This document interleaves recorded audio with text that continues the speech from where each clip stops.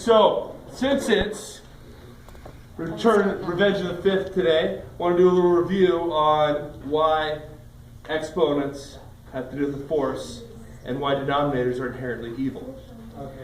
Okay? So long. This is the story of I already started it. Don't give away. Okay.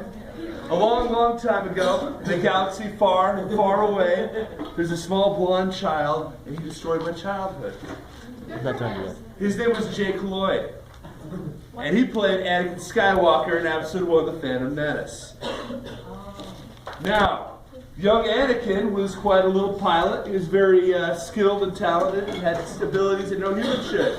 Apparently, according to his mom, he had no father. A miraculous birth. Yes. We're bringing a whole bunch of different myths together on this one. He ran into two Jedi, which apparently Jedi have to have two names. Qui-Gon and Obi-Wan. Okay. Luke messed that all up. I mean, who named him? Oh yeah, Obi-Wan did. Okay. So, he helps them out, and they find out he's got a very large amount of, they call it midichlorians in his blood. That's another thing that almost ruined many people's childhoods. That reducing the force down to a microscopic concept. But anyway, we can still represent that with exponents. X represents Anakin. And the exponents, his midichlorians, are very, very small. We're going to have them be an exponent. And since he's exponentially stronger than most people, he started out with a force power of 3. Why 3? Why not 3? Okay, he starts training, and a little bit, he starts learning about his force powers. He meets a young queen named Padme. She's 14, he's 9, so she's a bit of a cougar, I guess. Yeah. And now, continuing on, he kind of falls in love with her, but goes and does his Jedi training.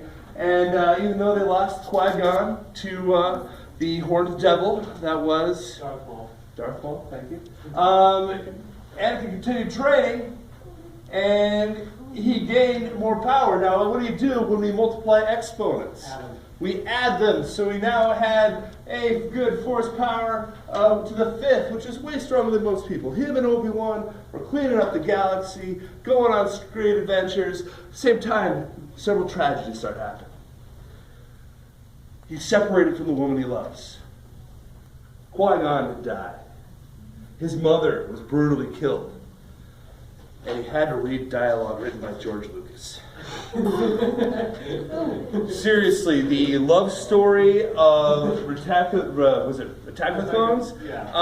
Yeah, only slightly better than Twilight. Maybe not. Let's put it this way. Your friends who are posting about their relationships on Twitter and other social media have more to say than George Lucas does about love. Pretty sad. Now, at that time, as some negative things are happening, he's still, though, dealing with it, and he's growing exponentially greater. He doubles his power. He's so good. What happens when we multiply and we take the exponent to a power? Yeah, you get x to the 10th. He is a badass with the force. And he's continuing on. Unfortunately, he runs into an old dude who looks like the old Pope. He was a trusted friend, Palpatine. And he starts putting some doubt in Anakin's head.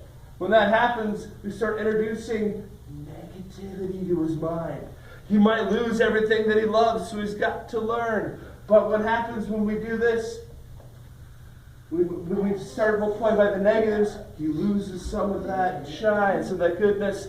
And until finally he's convinced that he has to confront, that he has to stop the greatest man in cinema and Star Wars. Mace Windu, also known as Sam Jackson, from confronting the Emperor. And he does one thing he never do. Now, later on, he did some horrible things. He helped kill and hunt down Jedi. He killed little kids, but he did the one thing that divided his soul and divided him forever for good. He was split. He was divided. He did one thing you do to never, ever kill Sam Jackson.